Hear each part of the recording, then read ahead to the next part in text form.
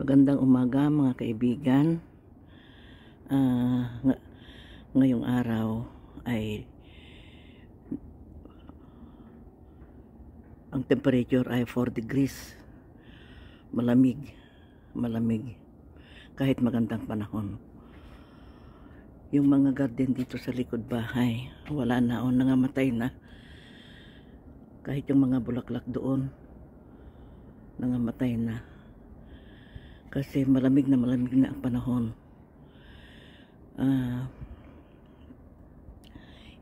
Pag malamig na ang panahon, hindi na mabubuhay ang mga tanim dito. Sa spring na naman magtatanim. Noong isang taon, October 23, 2023, may snow na.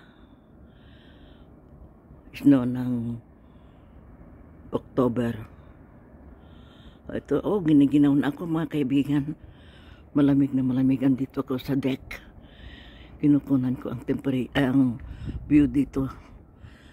Kasi yung mga tanim namin na nag-harvestan namin ng mga beans at saka kamatis, wala na.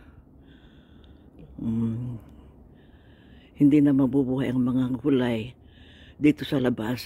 Pag ano na ngayon, malapit ang winter. Tingnan nyo, ang boses ko, nalalamigan na ako. Hindi kami makalabas muna ngayon kasi malamig na ang panahon. Ayan, ang ganda ng panahon.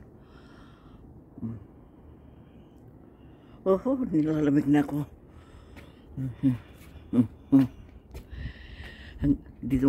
Ito ngayon ang update ko ngayon mga kaibigan, mga tanim namin dito sa likod bahay.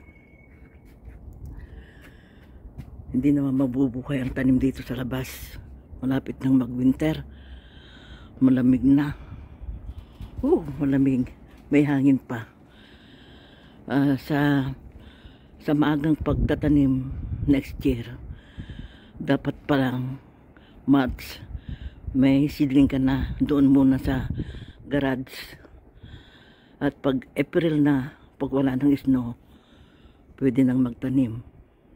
Hanggang September lang, kasi nitong October wala na, mamamatay na rin. Hanggang dito muna mga kaibigan. Sana pagpatuloy ninyo ang panunood. Ganda ng panahon pero malamig na.